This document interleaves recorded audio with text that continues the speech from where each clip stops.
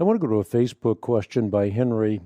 But the question from Henry is this: could God have used the Darwinian evolutionary process taking billions of years to bring about all living things?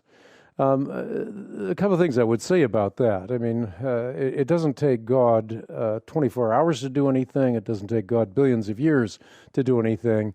And I think that the idea that God used evolution is probably the worst of all possibilities. It is one thing to believe in evolution. I think it's quite another to blame God for it. A couple of reasons for saying that. The biblical account of creation specifically says that God created living creatures according to their kinds, and that is confirmed by science. The DNA for a fetus is not the DNA for a frog. Instead of that, you have the DNA for a frog uniquely programmed for reproduction after its own kind. And therefore, while Scripture and science allow for microevolution or transitions within kinds, neither Scripture nor science allow for macroevolution, amoebas evolving into apes and apes evolving into whatever, an astronaut. And when I say science doesn't allow for that, I mean, we're a long ways past Darwin. We're in the neo-Darwinian epoch of time, and we still don't have vertical transitional forms. I mean, Darwin's tree of life has been uprooted by the Cambrian explosion, and there are many other reasons why in an age of scientific enlightenment we shouldn't buy into this kind of mythology. Not only that, but there's a second reason that I typically like to give, and that is Darwinian evolution is cruel. It is inefficient. And as a result of that, we ought to be surprised that Christians would defend the idea that this is the process which God set up in order for us to have evolution. In fact, no less a luminary than Nobel Prize-winning evolutionist Jacques Monod said, "The struggle for life, the elimination of the weakest, is a horrible process against which our whole modern ethic revolts." And then he went on to say, what I was paraphrasing earlier on, I'm surprised that a Christian would defend the idea that this is the process which God more or less set up in order to have evolution.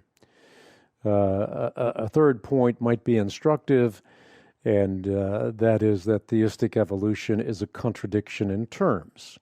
God could no more direct an undirected process than he can, that he could create a squared circle.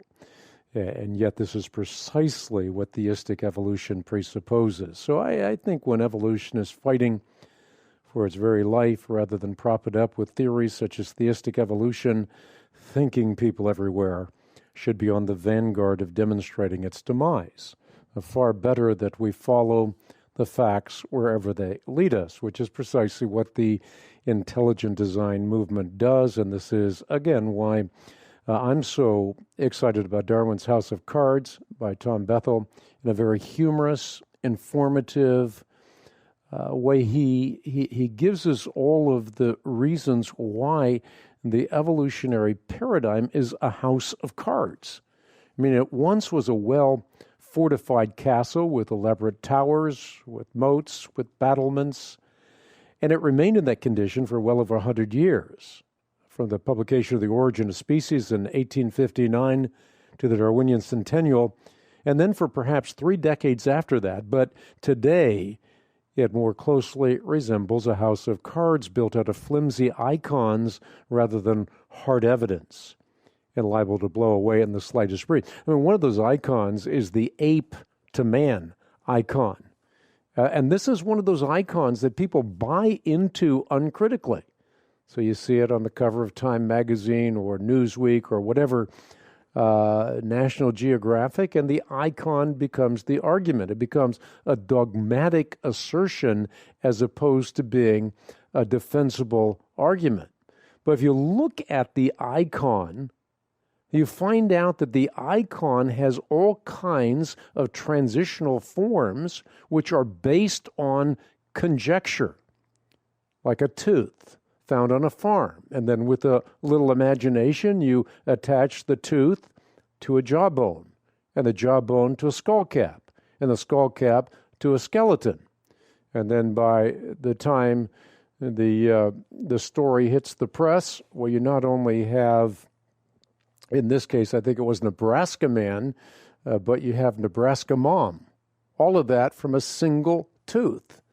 And later on, in the case of Nebraska Man, they found another tooth, but in this case, it was attached to a jawbone and attached to a skull cap and attached to a skeleton.